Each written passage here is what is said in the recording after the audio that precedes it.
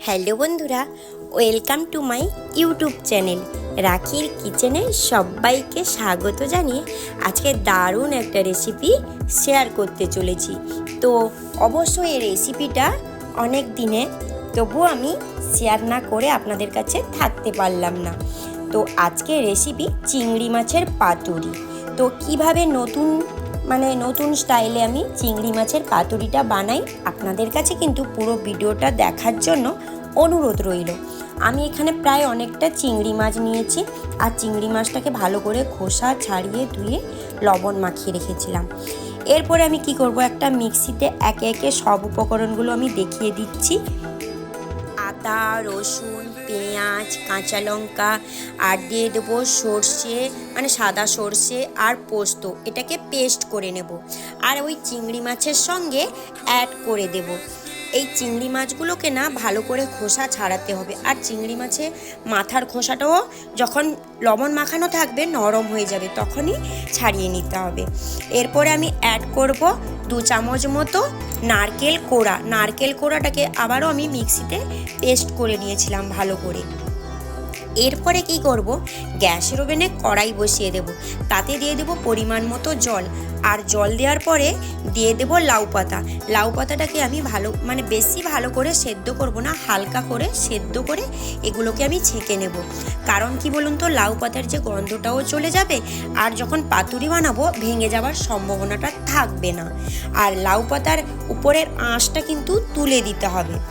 এরপরে চিংড়ি মাছগুলোকে মাখিয়ে নেব। অল্প একটু দিয়ে দেব সর্ষের তেল, আর দিয়ে দেব আমি পরিমাণ মতো হলুদ গুঁড়ো, আর দিয়ে দেব লাল লঙ্কার গুঁড়ো, আর দিয়ে দেব পরিমাণ মতো লবণ। লবণটা আমি আগে চিংড়ি মাছে যেহেতু দিয়েছিলাম, তাই পরিমাণ মতো অল্প একটু লবণ দিব। আর এটাকে ভালো করে মাখিয়ে নিতে হবে এইভাবে। ব্যাস, মাখানো হয়ে গেলে এটাকে এক সাইড করে 5 মিনিটের জন্য ম্যারিনেট করে রেখে দেব। বেশি সময় নয়, 5 মিনিটের জন্য। এরপরে লাউ পাতাটা ভালো করে জল ছেঁকে নিয়েছি, এরপরে ওইখানে এক সাইডে রেখে দিয়েছি। এরপরে একটা পাত্রে আমি কি করব, পরিমাণ মতো বেসন নিয়ে নেব, আর নিয়ে নেব গোলমরিচের গুঁড়ো, আর নিয়ে নেব হলুদ গুঁড়ো, আর পরিমাণ মতো লবণ, আর লাল লঙ্কার গুঁড়ো, আর জিরে গুঁড়ো। এইটা দিয়ে পরিমাণ মতো জল দিয়ে এই বেসনের ব্যাটারটা আমি তৈরি করে নেব। তো এটা কিন্তু খুবই ঘনও করব না, আর পাতলাও করব না, মোটামুটি এটাকে ঘন ব্যাটারে তৈরি করে নিতে হবে।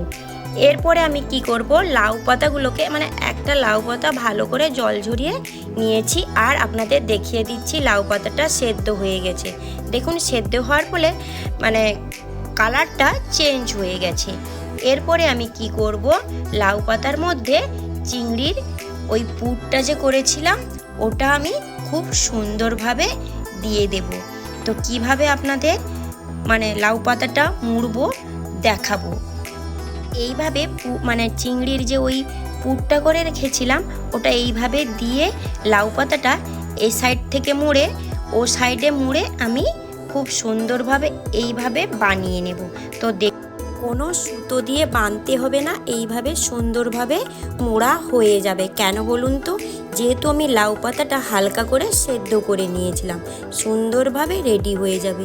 এইভাবে আপনাদের প্রায় 2টো আমি পাতুরি আপনাদের বানানো শেয়ার করব।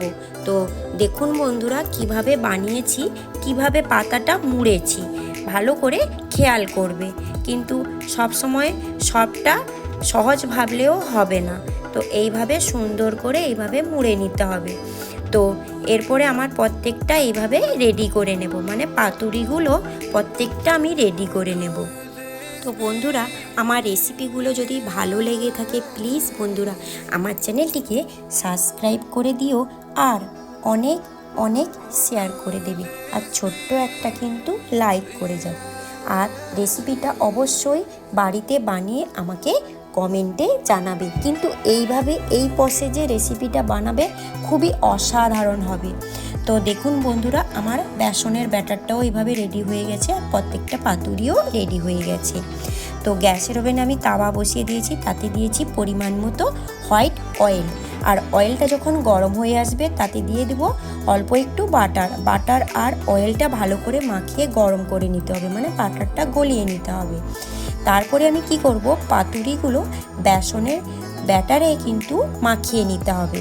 তো বেসনের ব্যাটারে মাখিয়ে একে একে ফ্রাই করে নেব, মানে একসঙ্গে আমি এখানে 3টে ফ্রাই করে নেব। আর গ্যাসের ফ্লেমটা কিন্তু অল্প আঁচে রেখে দেব। চাইলে বন্ধুরা এই গ্যাসের ফ্লেমটা মানে মিডিয়াম করে ঢাকাটাও দিয়ে দিতে পারো। আর আমি এখানে কোনো ঢাকা ব্যবহার করিনি, ঘেমে যেতে পারে, তাই আমি এখানে কোনো ঢাকনা দেব না। এমনিতে উলটপালট করে অল্প আঁচে 5 মিনিটের জন্য রেখে ভেজে নেবে।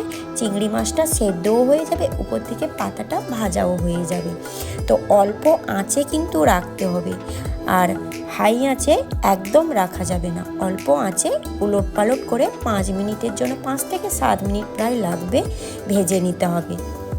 তো বন্ধুরা আমি এখানে কিন্তু কোনো ঢাকনা দিইনি, বলেছি না আমি এখানে কোনো ঢাকনা দিইনি। আমার মতো এই প্রসেসে অবশ্যই বানাবে, তো খুবই অসাধারণ হবে। তো অল্প আঁচে রেখে আমি উলটপালট করে প্রায় 5 থেকে 7 মিনিট ভেজে নিয়েছিলাম। সুন্দরভাবে চিংড়ি মাছটা ভিতর থেকে হয়ে গেছিলো, আর পাতা মানে লাউ পাতার বেসনের যে ব্যাটারটা যে দিয়ে ভেজেছি সেটাও খুব সুন্দরভাবে ভাজা হয়ে গেছে। ব্যাস একদম আমার এই লাউ পাতার পাতুরিটা রেডি হয়ে গেছে। আর এইভাবে গরম গরম ভাতের সঙ্গে কিংবা এমনিতেও এইভাবে চিংড়ি মাছের পাতুরিটা খেতে পারেন। আপনাদের এই রেসিপিটা আমি এইভাবে বানিয়ে শেয়ার করেছি, তো অবশ্যই আপনারা চাইলে কিন্তু বাড়িতে এইভাবে বানিয়ে দেখতে পারেন। আমি বানিয়েছিলাম তাই আপনাদের এটা শেয়ার করলাম। আজকের মতো এই পর্যন্ত। কাল আবার কোনো নতুন ভিডিও নিয়ে আমি চলে আসব। ততক্ষণ আপনারা ভালো থাকুন, সুস্থ থাকুন, আর রেসিপিটা বানিয়ে আমাকে কিন্তু কমেন্টে অবশ্যই জানান।